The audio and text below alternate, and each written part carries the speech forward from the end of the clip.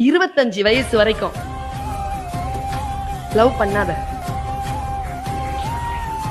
எப்ப பண்றதுங்கறியா? இந்த காலேஜ் படிக்கிற பிள்ளைங்க எல்லாம் லவ் பண்ணிட்டு பாடுங்க, பாவங்க அதுங்க.